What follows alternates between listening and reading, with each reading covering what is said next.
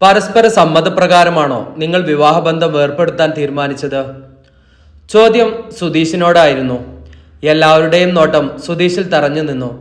ആവണിയുടെ നെഞ്ചിടിപ്പ് ഉയർന്നു.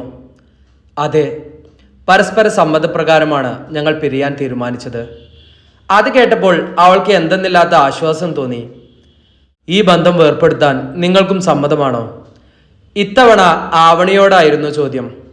എനിക്കും പിരിയാൻ സമ്മതമാണ്. നിങ്ങളുടെ വിവാഹം കഴിഞ്ഞ് 1 വർഷമല്ലേ ആയിട്ടുള്ളൂ.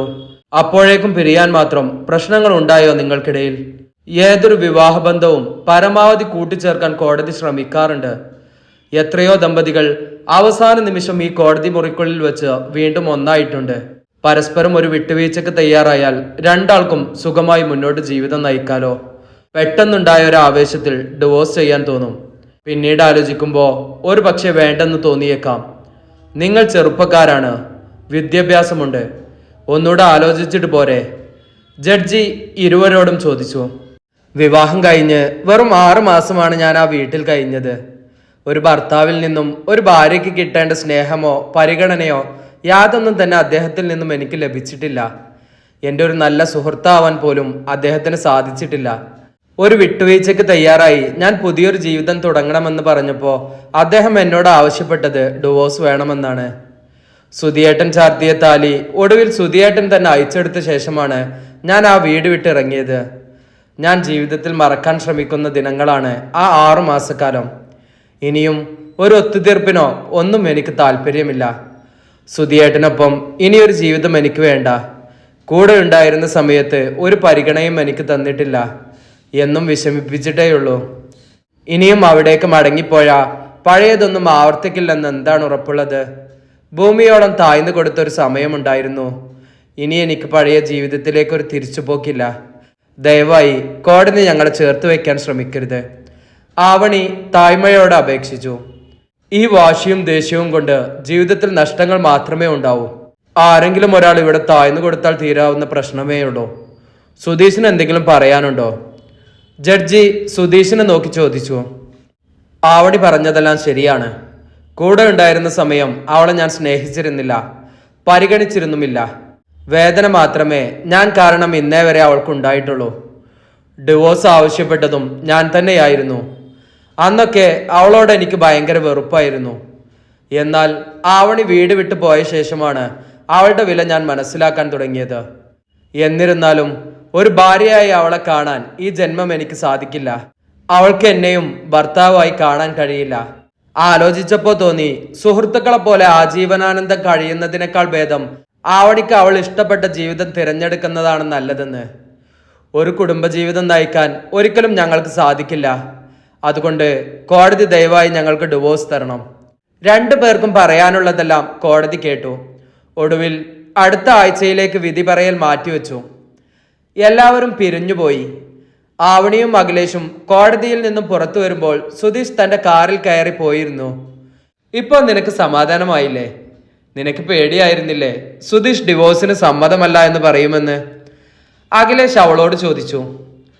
തലേ ദിവസം സുധീഷ് കാണാൻ വന്നതും സംസാരിച്ചതുമൊക്കെ ആവണി അഖിലേഷിനോട് പറഞ്ഞിരുന്നു. ഏട്ടാ, സുധീഷ് ശരിക്കും ഭയങ്കര സീരിയസ് ആയിട്ടാണ് അങ്ങനെ പറഞ്ഞത്. അപ്പോഴത്തെ മുഖഭാവം കണ്ടപ്പോ കോടതിയിൽ അങ്ങനെ തന്നെ പറയുമെന്ന് ഞാൻ കരുതി. ഇതിന്റെ ഇടയിൽ എന്തോ സംഭവിച്ചിട്ടുണ്ട്. അല്ലെങ്കിൽ സുധിയേട്ടൻ ഇങ്ങനെ പറയില്ല. അക്കാര്യം ആലോചിച്ച് നീ തല പുകയ്ക്കണ്ട. അടുത്ത ആഴ്ച വിധി വരുമല്ലോ. എന്തായാലും അനുകൂലമായിട്ടേ വിധി വരൂ. നമുക്ക് പോവാം. അഖിലേഷ് ആവണിയെ കൂട്ടി അവിടെ നിന്നും പോയി. ഒരാഴ്ച കഴിഞ്ഞു. കോടതി വിധി വരുന്ന ദിവസം വന്നെത്തി. അഖിലേഷ് ഹോസ്റ്റലിൽ പോയി ആവണിയെയും കൂട്ടി കോടതിയിലെത്തി. അവരെത്തിയ ശേഷമാണ് സുധീഷ് വന്നത്. 11 മണിക്ക് സുധീഷിന്റെയും ആവണിയുടെയും കേസ് വിളിച്ചു. ആകാംക്ഷയോടെ ഏവരും വിധി കേൾക്കാനായി കാതോർത്തിരുന്നു.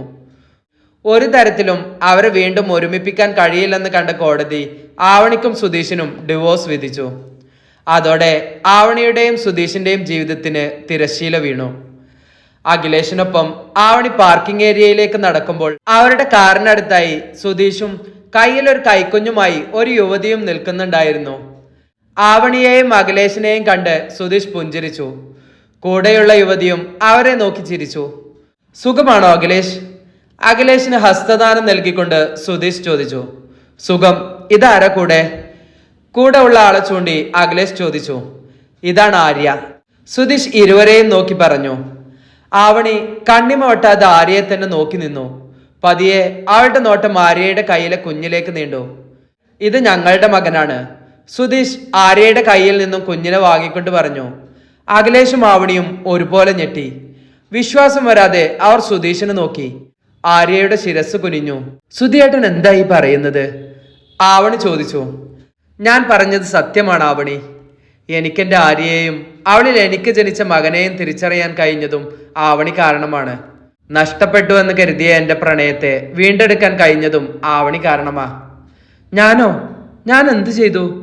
ഒന്നും മനസ്സിലാകാതെ ആവണി ചോദിച്ചു. എല്ലാം ഞാൻ പറയാം. ആവണി വീട് വിട്ടു പോയ ശേഷമാണ് ഞാൻ എൻ്റെ തെറ്റുകൾ മനസ്സിലാക്കി തുടങ്ങുന്നത്. പതിയെ നിന്റെ കുറവ് ആ വീട്ടിൽ ഞാൻ അറിഞ്ഞു തുടങ്ങി. ആര്യയുടെ കാര്യത്തിൽ എനിക്ക് പറ്റിയ തെറ്റ് തന്നെയാണ് നിന്റെ കാര്യത്തിലും എനിക്ക് സംഭവിച്ചത്. കൈവിട്ടു പോകുമെന്ന അവസ്ഥയിലാണ് എനിക്ക് നിന്നെ വിട്ടുകൊടുക്കാൻ മനസ്സ് വരാതായത്. ഞാൻ നിന്നോട് ചെയ്ത തെറ്റുകൾക്ക് മാപ്പ് അപേക്ഷിച്ച് നീ പറഞ്ഞ പോലെ നല്ലൊരു സുഹൃത്തായി കളയാൻ മനസ്സുകൊണ്ട് ഞാൻ തയ്യാറായി. അന്ന് ഞാൻ ഡിവോഴ്സ് ആവശ്യപ്പെട്ടപ്പോൾ നീ പറഞ്ഞിരുന്നല്ലോ, ഞാൻ ഡിവോഴ്സ് ചെയ്താലും അഖിലേഷിനൊപ്പം നിനക്കൊരു ജീവിതം ഇനി ഉണ്ടാവില്ല എന്നൊക്കെ. നിനക്ക് നല്ലൊരു ജീവിതം ഉണ്ടായാൽ എനിക്ക് സന്തോഷമേ ഉള്ളൂ. എന്നാ നീ മുന്നോട്ടുള്ള ജീവിതം തനിച്ച് ജീവിക്കാൻ തീരുമാനിച്ച അതെനിക്ക് വലിയൊരു വേദനയായി മാറും. അന്ന് നിന്നെ കാണാൻ വന്നത് തന്നെ നീ ക്ഷമിക്കുമെങ്കിൽ നിന്നെ തിരികെ കൂട്ടിക്കൊണ്ടു പോകാനായിരുന്നു. ഈ സമൂഹത്തിൽ നീ ഒറ്റപ്പെട്ട് ജീവിക്കുന്നതിലും ഭേദം എന്നോടൊപ്പം ഒരു സുഹൃത്തായി കഴിയുന്നതാണ് നല്ലതെന്ന് തോന്നി. എന്നോട് നീ ക്ഷമിക്കുമെന്ന് തന്നെയാണ് ഞാൻ പ്രതീക്ഷിച്ചത്. എൻ്റെ കൂടെ നീ വരുമെന്ന് ഞാൻ വിചാരിച്ചു. പക്ഷേ എല്ലാം തെറ്റി. ആദ്യം പ്രാണനായി സ്നേഹിച്ച ആര്യ എൻ്റെ തെറ്റുകൊണ്ട് എന്നെ ഉപേക്ഷിച്ചു പോയി. നീ കൂടി പോയാൽ ഞാൻ തീർത്തും ഒറ്റപ്പെടുമെന്ന് എനിക്ക് തോന്നി. പിറ്റേന്ന് കോടതിയിൽ ഡിവോഴ്സിന് സമ്മതമല്ല, എങ്ങനെയെങ്കിലും നിന്നെ എൻ്റെ കൂടെ വിടണം എന്ന് കോടതിയിൽ പറയാനായിരുന്നു ഞാൻ തീരുമാനിച്ചത്. അക്കാര്യം സംസാരിക്കാൻ വേണ്ടി ഞാൻ അഡ്വക്കേറ്റ് ഹരിശങ്കറിൻ്റെ അടുത്തേക്ക് പോയി. ഞാൻ അഡ്വക്കേറ്റിൻ്റെ ഓഫീസിൽ എത്തിയപ്പോഴാണ് അഖിലേഷിൻ്റെ കാൾ എനിക്ക് വന്നത്. ഞാൻ നിന്നെ വന്ന് കണ്ടതും സംസാരിച്ചതുമൊക്കെ നീ പറഞ്ഞറിഞ്ഞിട്ടാണ് എന്നെ വിളിച്ചതെന്ന് അഖിലേഷ് പറഞ്ഞു. നീ എന്നെ എത്രമാത്രം വെറുക്കുന്നുണ്ടെന്ന് അഖിലേഷിൽ നിന്നും ഞാൻ അറിഞ്ഞു. ഞാൻ കാരണം നിന്റെ ജീവിതം കൺമുന്നിൽ തകരുന്നത് കാണാൻ വയ്യാത്തത് കൊണ്ടാണ് നിന്നെ ഞാൻ വന്ന് കണ്ടതെന്നും കൂടെ കൂട്ടാൻ ശ്രമിക്കുന്നതെന്നും ഞാൻ പറഞ്ഞു. അത് കേട്ട അഖിലേഷ് പറഞ്ഞു, എന്റെ കൂടെ ജീവിക്കാൻ ആവണിക്കൊരു മനസ്സുണ്ടെങ്കിൽ അവൻ തന്നെ നമ്മളെ ഒരുമിപ്പിക്കുമായിരുന്നുവെന്ന്. പക്ഷേ എന്റെ ജീവിതത്തിലേക്ക് തിരിച്ചു വരാൻ ആഗ്രഹിക്കുന്നില്ല എന്ന് അവൻ മനസ്സിലാക്കിയത് കൊണ്ട് നിന്നെ അക്കാര്യത്തിൽ നിർബന്ധിച്ചിട്ട് കാര്യമില്ലെന്നുമാണ്. പിന്നെയും കുറെ കാര്യങ്ങൾ അഖിലേഷ് പറഞ്ഞു. എല്ലാം കേട്ടപ്പോ എനിക്ക് മനസ്സിലായി നിന്റെ ഇഷ്ടത്തിന് വിടുന്നതാണ് നല്ലതെന്ന്. മാത്രമല്ല മറ്റൊരാൾക്ക് മനസ്സും ശരീരവും പകർത്തു നൽകിയതിനാൽ ഒരിക്കലും നിന്റെ ഭാര്യയായി കാണാനോ നിനക്കൊരു കുഞ്ഞിനെ തരാനോ എനിക്ക് കഴിയില്ല. എത്ര കാലം അപരിചിതരെ പോലെ നമ്മൾ കഴിയും? ഒരു പക്ഷേ ഞാൻ നിനക്ക് വിവാഹമോചനം നൽകുകയാണെങ്കിൽ നിന്നെ പറഞ്ഞ് മനസ്സിലാക്കി അഖിലേഷിന്റെ ജീവിതത്തിലേക്ക് നിന്നെ കൂട്ടാൻ ഒരുക്കമാണെന്ന് അറിഞ്ഞപ്പോൾ എനിക്ക് ബോധ്യമായി ഞാൻ നിന്നെ എൻ്റെ ജീവിതത്തിൽ വീണ്ടും പിടിച്ചു നിർത്തി നിന്റെ ലൈഫ് കളയരുതെന്ന്. ആലോചിച്ചപ്പോ എനിക്ക് തോന്നി അഖിലേഷ് പറഞ്ഞത് 100% ശരിയായിരുന്നു. അഡ്വക്കേറ്റിനെ കാണാൻ ചെന്ന ഞാൻ തിരികെ പോകാൻ തുടങ്ങുമ്പോഴാണ് അവിചാരിതമായി ആര്യയെയും കുഞ്ഞിനെയും ഹസ്ബൻഡിനെയും അവിടെ വെച്ച് കണ്ടത്. ബാക്കി എന്താ ഉണ്ടായതെന്ന് ആര്യ പറയും. സുധീഷ് പറഞ്ഞ കാര്യങ്ങൾ കേട്ട് അന്തം വിട്ട് നിൽക്കുകയാണ് ആവണിയും അഖിലേഷും. അന്ന് ഞാൻ സുധിയെ വിട്ടു പോയതൊക്കെ നിങ്ങൾക്കറിയാലോ. അതിന്റെ റീസണും സുധി പറഞ്ഞറിയുമല്ലോ. അതിലേക്ക് ഞാൻ കടക്കുന്നില്ല. ശരിക്കും സുധിയോടുള്ള വാശിക്കാണ് സിംഗപ്പൂരിൽ നിന്നും ഡോക്ടർ പ്രസാദിന്റെ ആലോചന അമ്മാവൻ കൊണ്ടുവന്നപ്പോൾ ഞാൻ സമ്മതം മൂടിയത്. അദ്ദേഹത്തോട് വിവാഹത്തിന് മുമ്പ് തന്നെ സുധിയുടെ കാര്യങ്ങളെല്ലാം ഞാൻ പറഞ്ഞിരുന്നു. അതൊന്നും അത്രക്ക് കാര്യമായി അദ്ദേഹം എടുത്തില്ല. പ്രസാദിന് ലീവ് കുറവായിരുന്നതിനാൽ വിവാഹം പെട്ടെന്നായിരുന്നു. സുധിയുമായി പിണങ്ങി പിരിഞ്ഞ് 2 ആഴ്ച കഴിഞ്ഞപ്പോൾ എൻ്റെ വിവാഹം കഴിഞ്ഞു. പക്ഷേ ആ സമയം സുധിയുടെ കുഞ്ഞ് എൻ്റെ വയറ്റിൽ ജീവൻ കൊണ്ട സത്യം ഞാൻ അറിഞ്ഞിരുന്നില്ല. പിന്നീട് ഞാൻ പ്രഗ്നന്റ് ആണെന്ന് അറിഞ്ഞപ്പോഴും അത് അദ്ദേഹത്തിന്റെ കുഞ്ഞാണെന്നാണ് ഞാൻ ഇത്രയും നാൾ വിചാരിച്ചിരുന്നത്. ഗൈനക്കോളജിസ്റ്റ് കൂടിയായ പ്രസാദ് തന്നെയാണ് ഞാൻ പ്രഗ്നന്റ് ആണെന്ന് അറിഞ്ഞ് ടെസ്റ്റൊക്കെ നടത്തിയതും ചെക്കപ്പ് ഒക്കെ ചെയ്തതും. അന്നേ തന്നെ അദ്ദേഹം എൻ്റെ ഉദരത്തിൽ വളരുന്നത് സ്വന്തം കുഞ്ഞല്ല എന്ന സത്യം മനസ്സിലാക്കി. പക്ഷേ അന്നതെന്നോട് പറഞ്ഞില്ല. കുറച്ചുനാൾ പ്രസാദിനൊപ്പം സിംഗപ്പൂരിൽ നിന്ന ശേഷം ഞാൻ അമേരിക്കയിലേക്ക് പോയി. 5 മാസത്തോളം ഞാൻ അമേരിക്കയിലായിരുന്നു. പിന്നീട് ആരോഗ്യം മോശമായപ്പോൾ ഞാൻ ജോലി റിസൈൻ ചെയ്ത് നാട്ടിലേക്ക് വന്നു. ഞാൻ നാട്ടിലെത്തി. 1 മാസം കഴിഞ്ഞ് പ്രസാദും സിംഗപ്പൂരിൽ നിന്ന് വന്നു. ഡെലിവറി സമയം വരെ അദ്ദേഹം ഒപ്പമുണ്ടായിരുന്നു. അമ്മയും കുഞ്ഞും സുഖമാണെന്ന് ഉറപ്പുവരുത്തിയ ശേഷം കുറച്ചു നാൾ കഴിഞ്ഞാണ് പ്രസാദ് സത്യങ്ങൾ എന്നോട് പറയുന്നത്.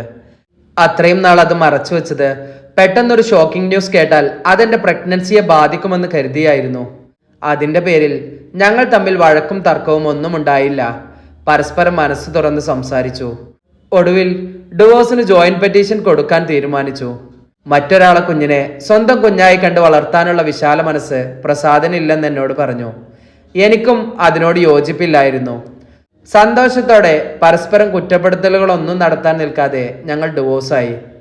കഴിഞ്ഞ ആഴ്ച ആയിരുന്നു ഞങ്ങളുടെ കേസ് കഴിഞ്ഞത്. അഡ്വക്കറ്റിനെ കണ്ടുവരുമ്പോഴായിരുന്നു അവിടെ വെച്ച് സുധിയെ കണ്ടത്. അഡ്വക്കറ്റ് ഹരിശങ്കർ തന്നെയായിരുന്നു ഞങ്ങളുടെ കേസും കൈകാര്യം ചെയ്തത്. ആവണിയുടെ കാര്യങ്ങൾ സുധി പറഞ്ഞ് ഞാൻ അറിഞ്ഞു. കേട്ടപ്പോ ഒത്തിരി വിഷമം തോന്നി. എങ്കിലും ആവണി കാരണമാണ് സുധിയിൽ മാറ്റങ്ങൾ ഉണ്ടായത്. സുധിക്ക് സ്വന്തം തെറ്റുകൾ തിരിച്ചറിയാൻ ആവണി വേണ്ടി വന്നു. ആര്യ ആവണിയുടെ അടുക്കലേക്ക് വന്ന് അവളുടെ കരം കവർന്നു. ഒരുപക്ഷെ അന്ന് ഞാൻ അവിടെ വെച്ച് ആര്യയെ കണ്ടില്ലായിരുന്നെങ്കിൽ ഈ സത്യങ്ങളൊന്നും ഒരിക്കലും ഞാൻ അറിയില്ലായിരുന്നു. ആര്യ കുഞ്ഞുമായി അമേരിക്കയിലേക്ക് പോകാനായിരുന്നു പ്ലാൻ. പക്ഷേ ദൈവം ഇവളെയും കുഞ്ഞിനെയും എനിക്ക് കാണിച്ചു തന്നു. സന്തോഷം കൊണ്ട് ആവണിയുടെ കണ്ണുകൾ നിറഞ്ഞു. സുധിയുടെ കയ്യിൽ നിന്നും അവന്റെ കുഞ്ഞിനെ അവൾ കൈനീട്ടി വാങ്ങി. ഒരു കുഞ്ഞുമുത്തം അവൾ കുഞ്ഞിന് കൊടുത്തു. എനിക്കൊരു സങ്കടം മാത്രമേ ഉണ്ടായിരുന്നുള്ളൂ, സുധിയേട്ടന്റെ ജീവിതം നശിക്കുമല്ലോ എന്ന്. കാരണം ആര്യയെ അത്രയേറെ സ്നേഹിച്ചത് കൊണ്ട് എന്നെ എന്നല്ല ഒരു പെൺകുട്ടിയെയും ഭാര്യയായി കാണാൻ സുധിയേട്ടന് പറ്റില്ലെന്ന് എനിക്ക് മനസ്സിലായിരുന്നു. അതുപോലെ തന്നെയാണ് എൻ്റെ കാര്യവും. നമ്മൾ ഒരുമിച്ച് ഒരു വീട്ടിൽ കൂട്ടുകാരെ പോലെ കഴിയുന്നതിനേക്കാൾ നല്ലത് പിരിയുന്നതാണ് നല്ലതെന്ന് എനിക്ക് ഉറപ്പായി. അല്ലെങ്കിൽ പരസ്പരം കുറ്റപ്പെടുത്തി കഴിയേണ്ടി വരുമായിരുന്നു നമുക്ക്. പക്ഷേ ഇപ്പോൾ സന്തോഷമായി. ഒടുവിൽ സുധിയേട്ടന് വൈകിയാണെങ്കിലും ആര്യയെ തിരിച്ചു കിട്ടിയല്ലോ. ആവണി കുഞ്ഞിനെ മടക്കി നൽകിക്കൊണ്ട് പറഞ്ഞു. എന്തായാലും ഇനി രണ്ടാളും സന്തോഷത്തോടെ ജീവിക്ക്, എല്ലാം ശരിയായില്ലേ? അഖിലേഷ് സുധീഷിനോട് പറഞ്ഞു. നിങ്ങളും ഇനി ഒരുമിച്ച് ജീവിക്കുന്നത് കാണണം എനിക്ക്. എല്ലാം മറന്ന് ആവണി ഇനിയെങ്കിലും അഖിലേഷിനെ സ്വീകരിക്കണം. ഒരിക്കൽ ഞാൻ കാരണം പിരിഞ്ഞു പോയവരാ നിങ്ങൾ. അത് പറഞ്ഞുകൊണ്ട് സുധീഷ് ആവണിയുടെയും അഖിലേഷിന്റെയും കൈകൾ ഒരുമിച്ച് കോർത്തു. ആവണിയുടെ മുഖത്ത് വിഷാദം കലർന്ന പുഞ്ചിരി വിടർന്നു. ഞങ്ങൾ എന്തായാലും ഇനി 3 വർഷം അമേരിക്കയിൽ തന്നെ സെറ്റിലാവാൻ തീരുമാനിച്ചു. ഒരു റിലീഫ് ഞങ്ങൾക്ക് ആവശ്യമായതുകൊണ്ട് കുറച്ചു നാൾ എവിടെ നിന്നൊന്ന് മാറി നിൽക്കുന്നത് നല്ലതാണെന്ന് തോന്നി, സുധി പറഞ്ഞു. അതേതായാലും നന്നായി, 3 ആൾക്കും ഹാപ്പി ജേണി, അഖിലേഷ് പറഞ്ഞു. ആവണിയും ആര്യയും സുധീഷും അഖിലേഷും പരസ്പരം ആലിംഗനം ചെയ്ത് യാത്ര പറഞ്ഞു. ആര്യയും കുഞ്ഞുമായി സുധീഷ് യാത്രയായി. അവർ കണ്ണിൽ നിന്നും മറയുന്നത് വരെ ഇരുവരും നോക്കി നിന്നു.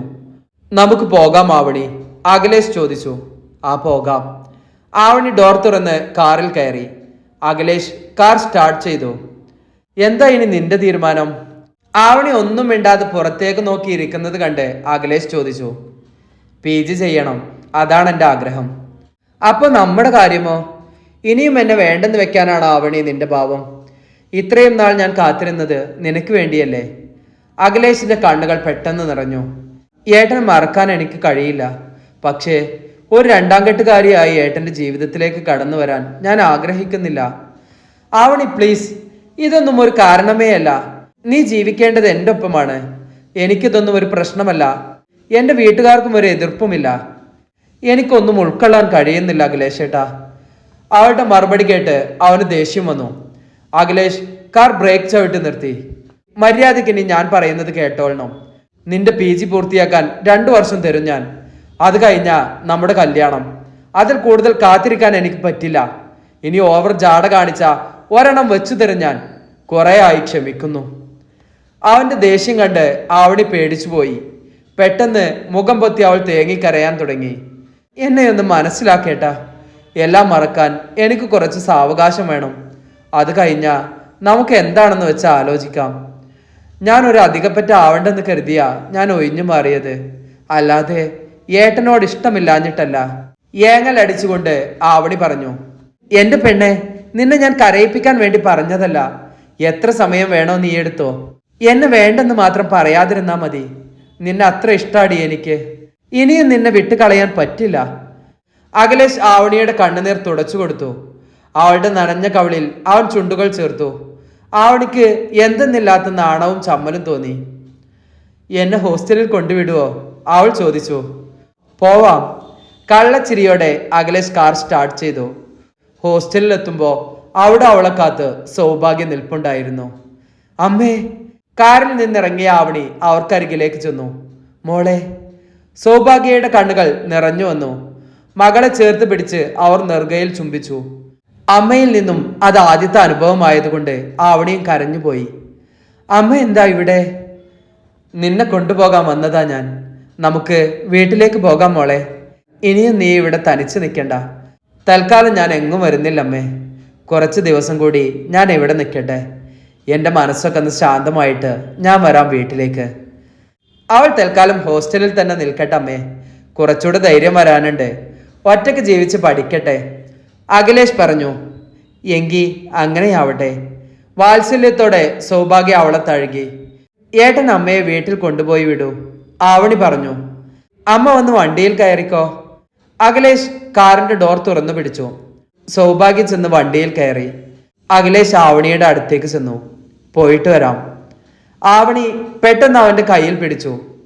ഈ സ്നേഹത്തിന് പകരം തരാൻ എൻ്റെ കയ്യിൽ പരിശുദ്ധമായ മനസ്സും ശരീരവും മാത്രമേ ഉള്ളൂ അഖിലേഷ് ഏട്ടാ. എല്ലാം മറക്കാൻ എനിക്ക് കുറച്ച് സമയം വേണം. ഇവിടുന്ന് തിരികെ വീട്ടിലേക്ക് പോകുമ്പോൾ ഏട്ടൻ്റെ പഴയ ആവണി ആയിട്ടായിരിക്കും മടക്കം.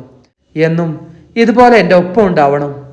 അഖിലേഷ് അവളെ മാറോടടക്കി നെറുകയിൽ ചുംബിച്ചു. എന്നും ഞാനുണ്ടാവും നിനക്കൊപ്പം. ഇനിയൊരിക്കലും ഈ കണ്ണുകൾ നിറയരുത്. ആ കാഴ്ച കണ്ടുകൊണ്ട് സൗഭാഗ്യ സാരിത്തുമ്പുകൊണ്ട് നിറഞ്ഞു വന്ന കണ്ണുകൾ തുടച്ചു. അതുവരെ അവൾ ഉള്ളിൽ അടക്കി പിടിച്ച സങ്കടങ്ങളെല്ലാം അണ പൊട്ടിയൊഴുകി. അഖിലേഷിന്റെ മാറിൽ മുഖം പൊയ്ത്തി ആവണി മതി വരുവോളം കരഞ്ഞു. അവന്റെയും കണ്ണുകൾ ഈറനണിഞ്ഞു. ഈ കഥ ഇതോടെ അവസാനിച്ചു. ഈ അവസരത്തിൽ എഴുത്തുകാരിയായ ശിവ എസ് നായരെ കടപ്പാടോടെയും നന്ദിയോടെയും ഓർക്കുന്നു. പ്രിയ ശ്രോതാക്കൾക്ക് നന്ദി.